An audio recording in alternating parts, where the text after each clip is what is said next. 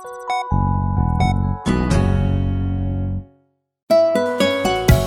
तक रेडियो सुनता है सारा जहां।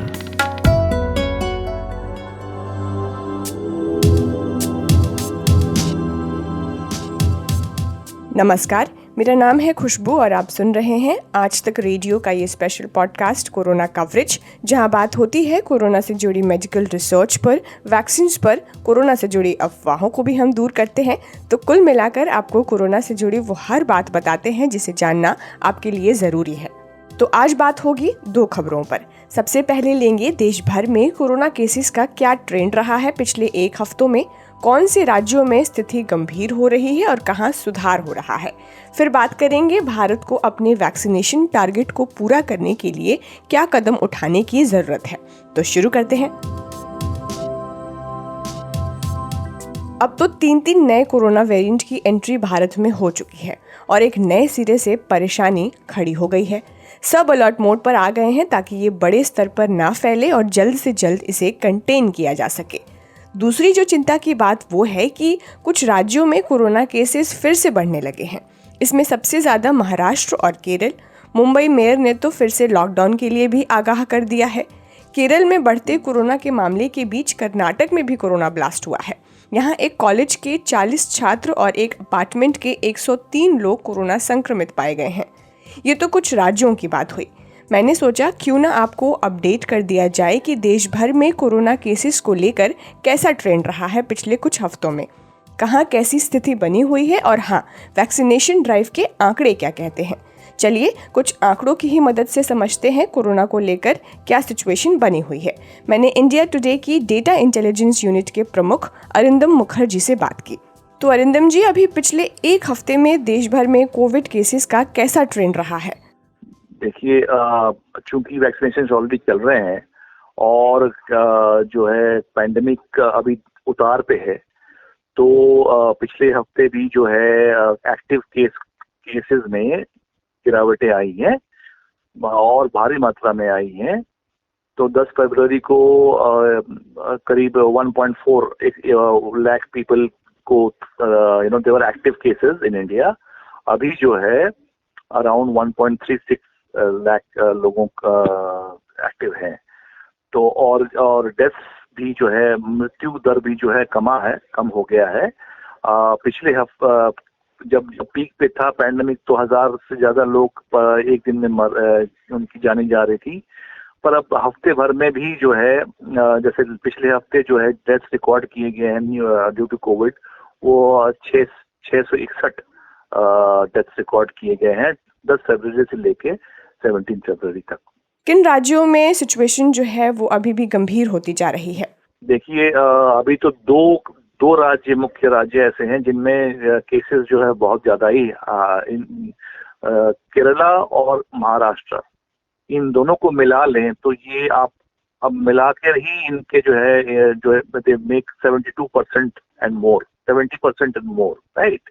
तो 2/3 of the cases in India जो है इन दोनों राज्यों में है। तो जैसे केरला, कल महाराष्ट्र आगे था, आज केरला आगे है, इस तरह से है। और इन राज्यों के अलावा भी और भी राज्य हैं जो अगर इनको मिला लें, जैसे तमिलनाडु हुआ, कर्नाटका, गुजरात, छत्तीसगढ़, ये 6 राज्यों को मिला ले तो इन सबको मिला के इसे 86% जो है हिंदुस्तान में जिनको कोविड है वो इन प्रदेशों में है। और अगर 5 लगा ले, अगर छत्तीसगढ़ को भी छोड़ देते चलिए, गुजरात और उनमें जो है गुजरात और छत्तीसगढ़ में 5th और 6th स्टेट है, 84% जो है 5 स्टेट में है।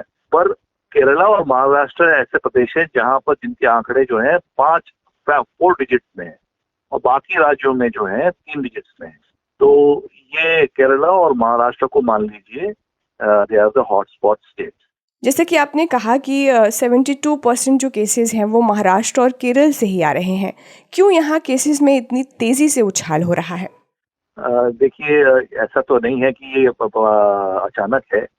अगर हमने DIU ने पहले दिन से हमने आंकड़ों का वो रखा है, हिसाब रखा है, तो केरल तो शुरू से ही एक हॉटस्पॉट रहा है जहाँ पर केसेस थे और अभी भी हैं।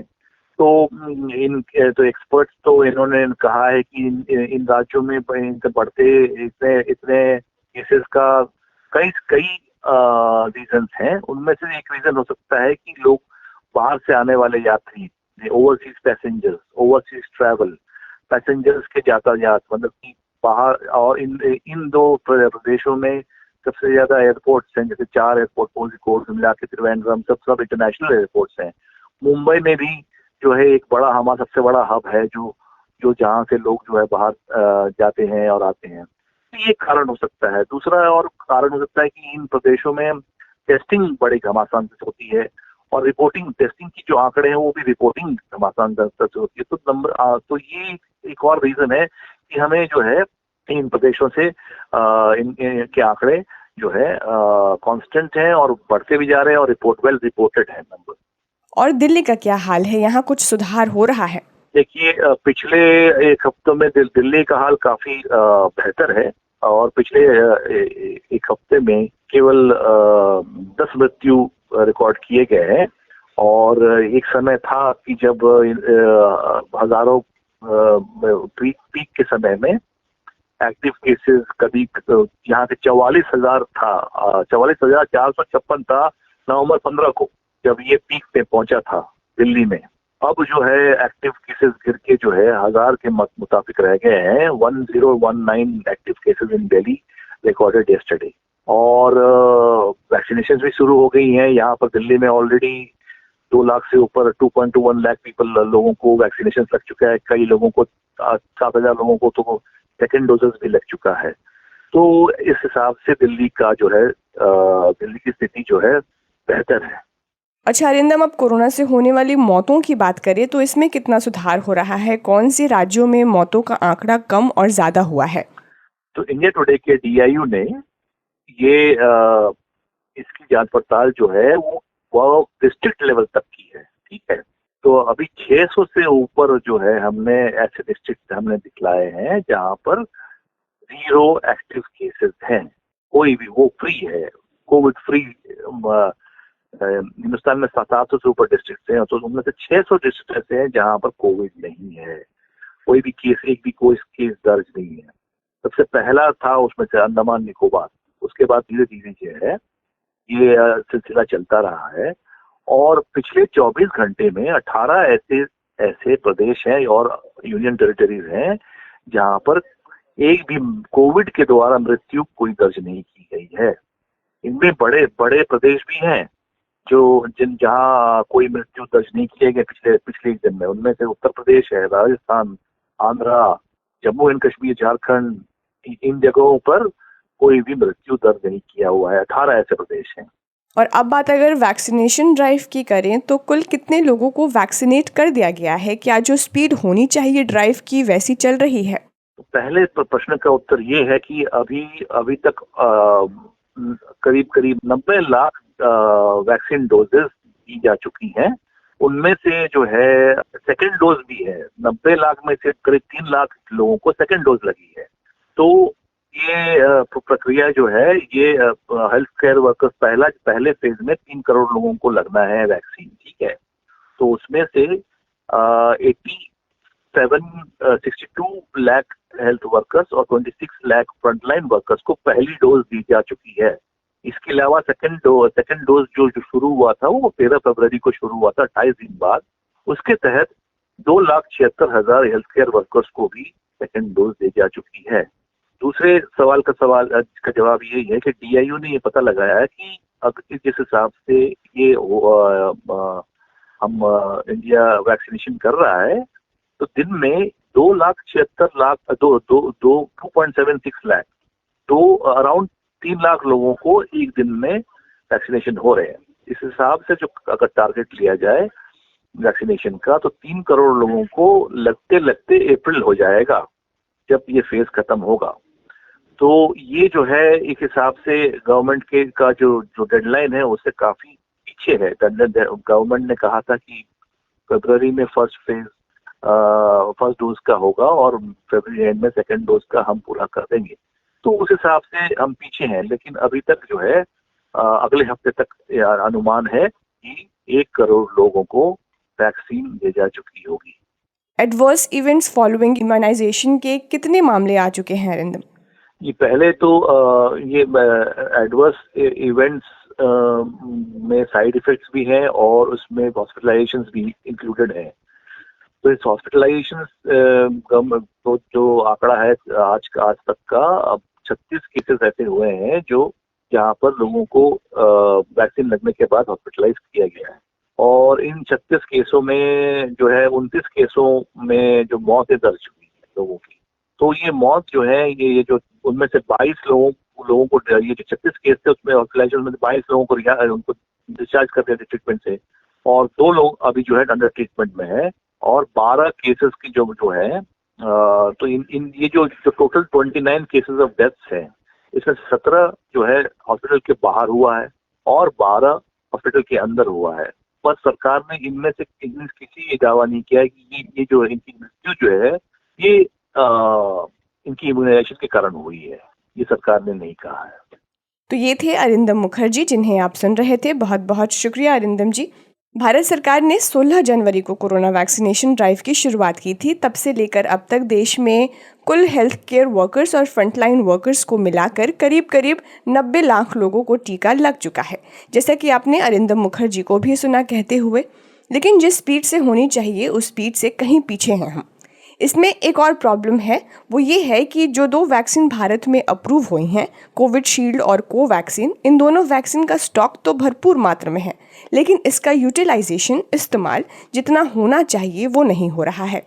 अब मैथ्स तो बड़ा सिंपल है। अब कोई चीज़ भरपूर मात्रा में मौजूद है लेकिन इस्तेमाल ही नहीं होगा तो एक तरह से तो वेस्ट ही होगा। ठीक वैसे ही वैक्सीन लगेगी ही नहीं तो टारगेट पूरा कैसे होगा। हेल्थ मिनिस्ट्री के डेटा के मुताबिक पहले के 3 हफ्तों में जनवरी 14 से फरवरी 1 तक कोविशील्ड वैक्सीन की 18.9 मिलियन डोजेस 37 स्टेट्स और यूनियन टेरिटरीज में पहुंचाई गई थी, जिसमें से सिर्फ 31.45% वैक्सीन ही यूज़ हुई और कोवैक्सीन के 2.57 मिलियन डोजेस 19 स्टेट्स में पहुंचाई गई। लेकिन पूरे स्टॉक में जो यूज़ हुआ वो सिर्फ 11.75%। अब ये डेटा तो सीधे सीधे ये बताता है कि वैक्सीनेशन ड्राइव को अब एक नए अप्रोच के साथ बढ़ाना होगा ताकि ज़्यादा से ज़्यादा लोगों को वैक्सीनेशन के ज़रिए कवर किया जा सके। मैंने यूके के नेशनल हेल्थ सर्विस में काम कर रहे डॉक्टर अविरल वत्स से बात की, जो कोरोना से जुड़ी हर खबर पर अपनी नज़र बनाए रखते हैं। उनसे सबसे पहला सवाल तो यही पूछा कि अगर भारत सरकार अपने लक्ष्य को पाना चाहती है, टारगेट को पूरा करना चाहती है, तो उसे अगले 3 महीने में यह टारगेट पूरा करने के लिए कितने लोगों को वैक्सीनेट करना होगा।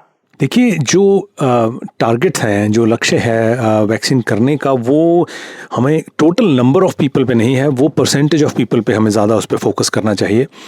अगर हम बात करें कि जो वैक्सीन का अगर हम सही तरीके से लाभ उठाना चाहते हैं तो उसमें सबसे पहला स्टेप है कि जिन लोगों में सबसे ज़्यादा मौतें हो रही हैं या सीरियस डिजीज़ हो रही है, सीरियस बीमारी हो रही है जिसके कारण उनको हॉस्पिटल में दाखिल होना पड़ता है, उन एज ग्रुप्स में उन ग्रुप्स को सबसे पहले प्रायोरिटी के ऊपर हमें वैक्सीनेट करना है। वो ग्रुप्स कौन से हैं? वो जैसे मान लीजिए जो 50 साल से ऊपर के हैं, जैसे यूके में 70-80 साल के ऊपर के लोगों में सबसे ज़्यादा डेथ्स हो रही हैं, तो पहले उनको वैक्सीनेट किया गया है। साथ ही साथ जो हेल्थ केयर वर्कर्स हैं, सभी को, चाहे वो सिर्फ डॉक्टर्स या नर्सेज ही नहीं, जो हॉस्पिटल में करने वाले, काम करने वाले लोग हैं, जो फ्रंट लाइनर्स हैं, उनको जल्दी से जल्दी वैक्सीनेट करना चाहिए। ये 2 ग्रुप्स जब हम पूरी तरह से वैक्सीनेट कर लेते हैं तो हमारा जो डेथ रेट है वो काफ़ी कम हो सकता है।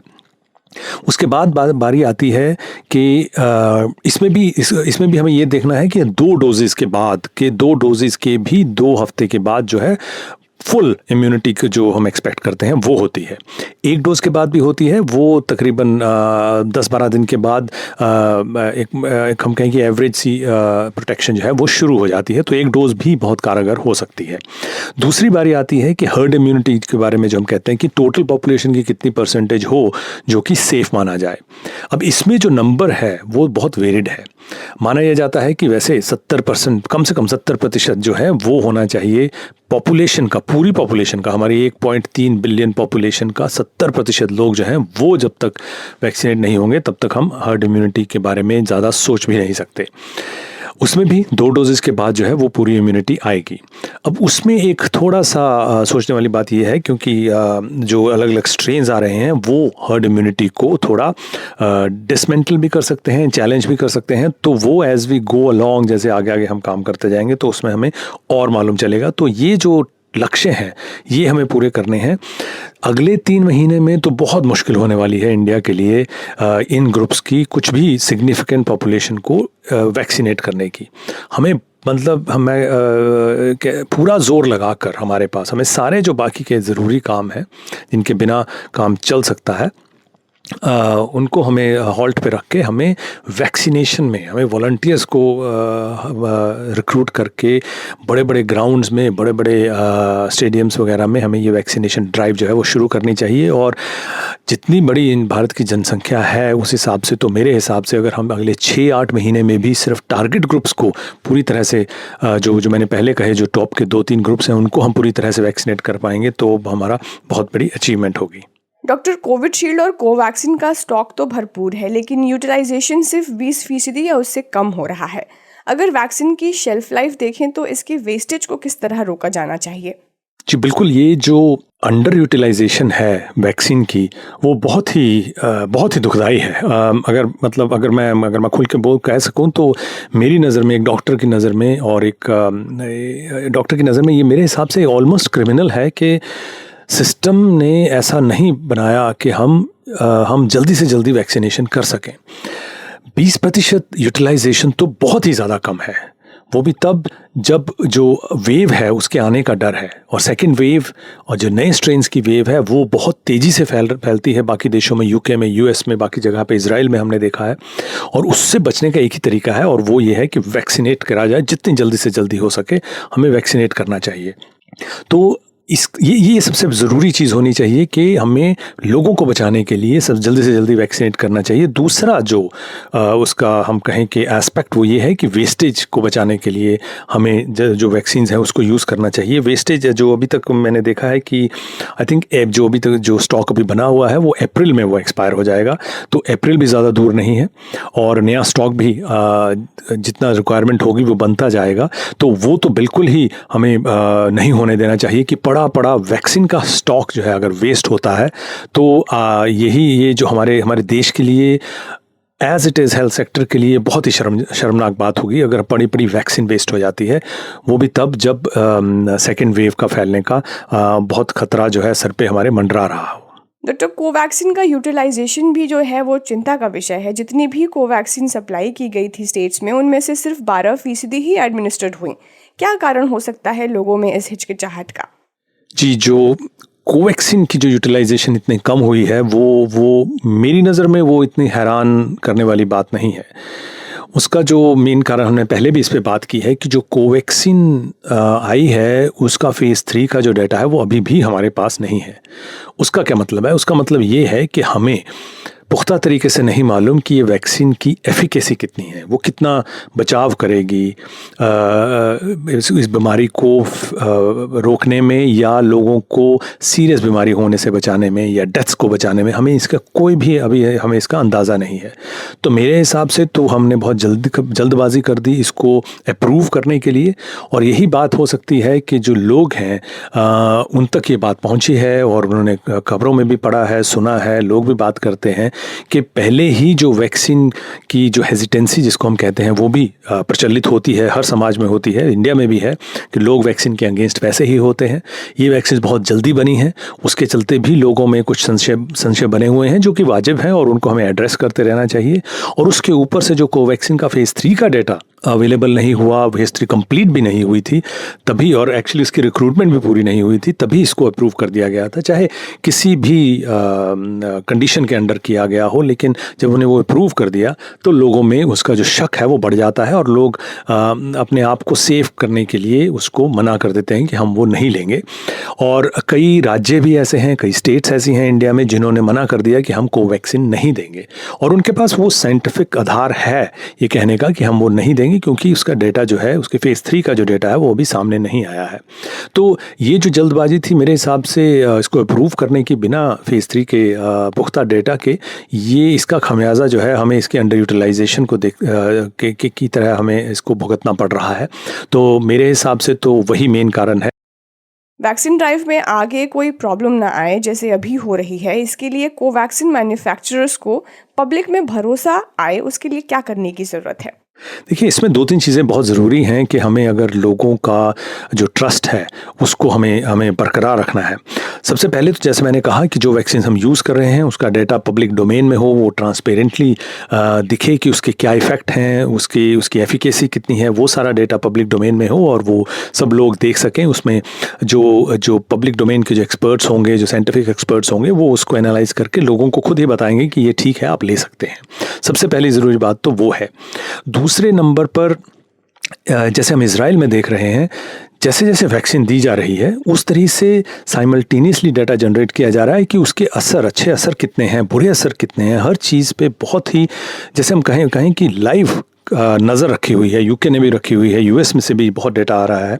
तो इससे क्या है कि जैसे मैं यूके की बात बताऊं तो जैसे तकरीबन 500,000 डोजेस, इज़राइल में 500,000 डोजेस का जो डेटा देखा उन्होंने, 6 लाख डोजेस का, उसमें देखा उन्होंने कि 90-95% लोगों को बचाया है। इसकी एफिकेसी अभी भी 90-95% है उस वैक्सीन की। वहाँ पे फाइज़र वैक्सीन ज़्यादा चली है और उसमें जैसे यूके के डेटा में देखा गया है कि जो साइड इफ़ेक्ट्स हैं वो कितने कम हैं, उनमें भी कौन-कौन से साइड इफ़ेक्ट्स कितने होते हैं। तो उससे जो लोगों को पता लगता है कि ये वैक्सीन एक तरफ तो बहुत सेफ़ है, जैसा क्लिनिकल ट्रायल्स में बताया गया है, वैसे ही रियल लाइफ में भी उसके असर दिख रहे हैं। और दूसरा, वो लोगों को बीमारी होने से बचा भी रही है, डेथ से भी बचा रही है और हॉस्पिटल में जाने से भी बचा रही है। इसका और चौथा जो असर अभी देखना बाकी है वो ये है कि ट्रांसमिशन जो है पर्सन टू पर्सन, उस पे कितना असर हो रहा है। उस पे उम्मीद तो है कि वो उस पे भी एक तरह का हम कहें कि अटैक करेगी ये वैक्सीन, के जो ट्रांसमिशन को भी रोकेगी। लेकिन अभी जो टॉप प्रायोरिटी है वो डेथ्स है और सीरियस डिजीज़ को बचाने की है, ताकि एडमिशन्स ना हो हॉस्पिटल्स में। ये 2 बातों में तो वैक्सीन पूरी कारगर है। तो ये जो डाटा है, अगर हम जब साथ के साथ इंडिया में हम ये डाटा कलेक्ट करें और साथ के साथ हर हफ्ते इसको दिखाएं या शो करें, तब लोगों में इसके बारे में जो ट्रस्ट है वो बढ़ता जाएगा और ज़्यादा से ज़्यादा लोग वैक्सीन्स को टेकअप करते रहेंगे, क्योंकि हर कोई चाहेगा कि वो जल्दी से जल्दी सेफ़ हों और जो अपने काम धाम हैं, बच्चों की पढ़ाइयाँ हैं या और जो भी ज़रूरी चीज़ें हैं वो वापस से पटड़ी पर आएँ। डॉक्टर, एक बात ये कि भारत में वैक्सीन लगने के 1 महीने बाद इसका दूसरा डोज दिया जा रहा है। WHO ने कहा है कि एस्ट्राजेनेका ऑक्सफोर्ड की जो डोज है वो 12 हफ्ते का वक्त हो सकता है। इस तरह की कवायद जो है ब्रिटेन में भी चल रही है। क्या ये सही वक्त होगा कि हम दूसरे प्रायोरिटी ग्रुप्स को भी वैक्सीनेट करना शुरू कर दें ताकि ज़्यादा लोगों को लग सके? जी, जो 2 डोजेज़ के बीच का जो अंतराल है वो बिल्कुल शुरू में तो 4 महीने का कहा गया था, लेकिन यूके ने स्ट्रेटजी बदली और 12 हफ्ते का किया, ताकि ज़्यादा से ज़्यादा लोगों को एटलीस्ट 1 डोज मिल सके। और वो जो स्ट्रेटजी थी वो काफ़ी कामयाब होती भी लग रही है, क्योंकि एक स्टडी में पाया गया है कि 12 हफ्ते के बाद जब बूस्टर दिया जाता है तो एफिकेसी जो है वो आई थिंक 70-75% से जंप कर 85% की तरफ चली जाती है दूसरी डोज के बाद।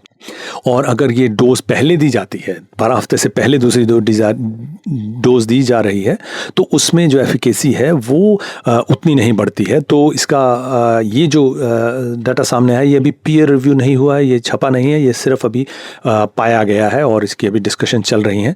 तो ऐसे ही जो एनालिसिस हैं वो हर रेगुलेटरी बॉडी को, हर साइंटिफिक बॉडी को, देश की को, वो करते रहना पड़ता है और एक स्पेसिफिक डिसीजन लेने पड़ते हैं लोकल सिचुएशन के हिसाब से कि भाई हम ऐसा चेंज कर सकते हैं। तो 12 हफ्ते के बाद का जो वक्त है वो हम कर सकते हैं, इंडिया में भी कर सकते हैं, क्योंकि इसका डेटा यूके में बिल्डअप हो रहा है और WHO ने भी इसको हामी भर दी है इसके लिए। और उसके लिए हमें इसकी अच्छी बात यह है कि हमारे पास ज़्यादा डोजेज़ बच जाती हैं, एटलीस्ट सिंगल डोज देने के लिए ज़्यादा लोगों के लिए। तो जो प्रायोरिटी ग्रुप्स हैं हैं उसके तो हमें जैसा मैं कहूँ कि एकदम पीछे पड़कर उनको हमें वैक्सीन प्रोवाइड करते रहना चाहिए, ताकि जैसे जैसे प्रायोरिटी ग्रुप्स वैक्सीनेट होते जाएंगे, जैसे मैंने पहले कहा, risk of number of deaths जो है वो कम होता जाएगा, और सीरियस डिजीज़ जिसके कारण हॉस्पिटलाइजेशन हो रही है और जिसके कारण और रिस्क बढ़ जाता है, हॉस्पिटल्स पे बहुत बोझ पड़ता है, वो कम होता जाएगा। तो ये जो कॉम्बिनेशन है डिले करने का और ज़्यादा से ज़्यादा प्रायोरिटी ग्रुप्स को देने का, ये बहुत बढ़िया कारगर साबित हो रहा है। इससे एक सवाल ये कि एक डोज के बाद करीब 3 महीने का गैप कितना सही होगा, क्योंकि अब भारत में 3 वेरिएंट की भी एंट्री हो चुकी है। देखिए, जो वैक्सीनेशन का सबसे पहला टारगेट है वो ये है कि पहली बात तो है कि any dose is better than no dose. हमें मैक्सिमम लोगों को, स्पेशली जो वल्नरेबल लोग हैं, जो 50 साल, 60 साल, 70 साल से ऊपर के लोग हैं, हेल्थ केयर वर्कर्स हैं, वो जो टॉप प्रायोरिटी वाले ग्रुप हैं, उनको एक डोज तो हमें जल्दी से जल्दी दे देनी चाहिए, क्योंकि उसी से एक 10-12 दिन देने के बाद से प्रोटेक्शन जो है, चाहे 50% उसका प्रोटेक्शन बने, उससे ज़्यादा बनता है, लेकिन 50% भी बने तो भी हम उनको किसी डिग्री का प्रोटेक्शन दे रहे हैं, और वो प्रोटेक्शन बहुत ही अहम होता है बीमारी को फैलने से रोकने के लिए, ज़्यादा बोझ बढ़ने से रोकने के लिए अस्पतालों के ऊपर। और जो नए वेरिएंट्स आते हैं उनको भी रोकथाम करने में वो मदद कर सकता है, क्योंकि अगर हम बीमारी फैल नहीं रही है उतनी ज़्यादा, तो वो नए वेरिएंट्स को रोक भी सकता है। हाँ, ये भी है कि जब वायरस पे ज़्यादा प्रेशर पड़ता है वैक्सीनेशन का, तो वो अपने आप को चेंज भी कर सकता है, वो पॉसिबिलिटी भी बनी रहती है। तो जो दूसरा साथ में प्रश्न है कि 3 वेरिएंट्स की भी एंट्री हो चुकी है भारत में, तो उसमें कितना ठीक रहेगा। देखिए, जो वेरिएंट्स हैं वो आते रहेंगे, ये 3 का तो हमें मालूम है, और भी हैं और आ रहे हैं, यूएस में और डिटेक्ट हो रहे हैं। अगर इंडिया में हम टेस्टिंग की जो कैपेसिटी है वो बढ़ा दें, हर खांसी, हर जुकाम, हर बुखार वाले को अगर हम टेस्ट करें कोविड का, तो हमारे केसेस भी बढ़ेंगे, और हर टेस्ट किए वाले को अगर हम सीक्वेंस करें तो हमें और वेरिएंट्स मिलेंगे, वेरिएंट्स आते रहेंगे। उसकी जो तैयारी है, उसके अगेंस्ट जो लड़ाई है, वो हमें लगातार अपने आप को अपडेट करते रहना पड़ेगा। ये वाली वैक्सीन भी अपडेट होंगी अगले 4-6 महीनों में, इनके जो कॉम्बिनेशंस हैं वो भी अपडेट होंगे। इसी तरह से इंडिया में अगर कोई वेरिएंट्स आता है वो भी वैक्सीन अपडेट होंगी। अगर ज़रूरत पड़ती है तो हमें अक्टूबर में, दिसंबर में एक और डोज लेनी पड़ सकती है। तो हमें वेरिएंट्स को देखकर ये वाली वैक्सीन नहीं रोकनी चाहिए। ये vaccine to maximum number of people जो प्रायोरिटी ग्रुप में, उनको एकदम से जितनी जल्दी से जल्दी हो सकता देनी चाहिए, और जैसे जैसे वेरिएंट्स आते जाएंगे उस हिसाब से हमें वैक्सीन अगर चेंज करनी पड़े। अभी तक जो वैक्सीन हैं वो सारे वेरिएंट्स के अगेंस्ट किसी ना किसी लेवल की एफिकेसी दिखा रही हैं। बहुत ज़्यादा एफिकेसी गिरने का भी डर नहीं है इन वेरिएंट्स के चलते। हाँ, ये हो सकता है कि जहाँ 80% थी वहाँ 70% रह जाए, या 60% रह जाए। मैं तो कहता हूँ 50 भी रह जाए, even then it is very very useful. तो हमें सबसे ज़्यादा जो अहमियत है वो स्पीड ऑफ वैक्सीनेशन पर रखनी चाहिए। अब क्योंकि 3 वेरिएंट्स भारत में है डॉक्टर, तो क्या री इम्यूनाइज करने की भी सिचुएशन बन सकती है? देखिए, 3 वेरिएंट्स, जैसे मैंने पहले कहा, सिर्फ 3 वेरिएंट्स का हमें मालूम है। और भी वेरिएंट्स हो सकते हैं जो घूम रहे हो, हमें नहीं मालूम, हमने इतनी सीक्वेंसिंग नहीं करी है। एज आई सेड, और वेरिएंट्स आ रहे हैं, यूएस से आ रहे हैं, बाकी जगहों में भी और वेरिएंट्स बन रहे हैं, हर कंट्री में बन रहे होंगे। तो इन वेरिएंट्स को मद्देनज़र हम वैक्सीनेशन को चेंज नहीं कर सकते फ़िलहाल, क्योंकि हमें वैक्सीन को जल्दी से जल्दी ज़्यादा से ज़्यादा लोगों में अभी देनी है।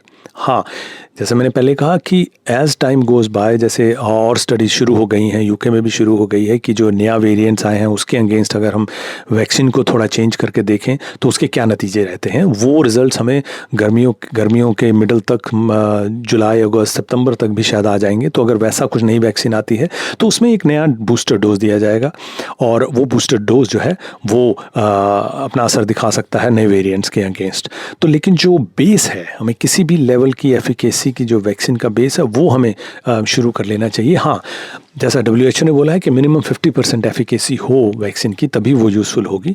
लेकिन जो अभी ऑक्सफोर्ड, फाइज़र और मॉडर्ना वैक्सीन जो है, इन तीनों की तो हमें एफिकेसी मालूम है कि एनीवेयर बिटवीन 70% से लेकर 90-95% है। तो वो तो उनमें से कोई भी वैक्सीन मिलती है तो बहुत वो बढ़िया है। तो टू सम इट अप, तो इसका यही है कि हमें वेरिएंट्स की वेट नहीं करनी चाहिए, हमें वैक्सीनेशन शुरू करनी चाहिए। जैसे जैसे वैक्सीन हम अपडेट करेंगे वेरिएंट्स के हिसाब से, हम उनको फिर से अगर ज़रूरत पड़ेगी तो बूस्टर्स दे सकते हैं। बहुत बहुत शुक्रिया डॉक्टर, आपसे हमेशा ही अच्छी और मज़ेदार बात होती है। तो फिलहाल आज के कोरोना कवरेज में इतना ही। अब कहीं केसेस कम हुए हैं तो कुछ राज्यों में सिचुएशन अभी भी गंभीर है। वैक्सीन भी आ गई है तो कोई नहीं, मास्क और सोशल डिस्टेंसिंग का पालन करना मत भूलिए। हाँ, आपको आज का कवरेज कैसा लगा हमें ज़रूर बताइएगा radio@aajtak.com पर। अब मिलेंगे आपसे संडे को। अपना बहुत बहुत ख्याल रखिए। नमस्कार और सुनते रहिए आज तक रेडियो।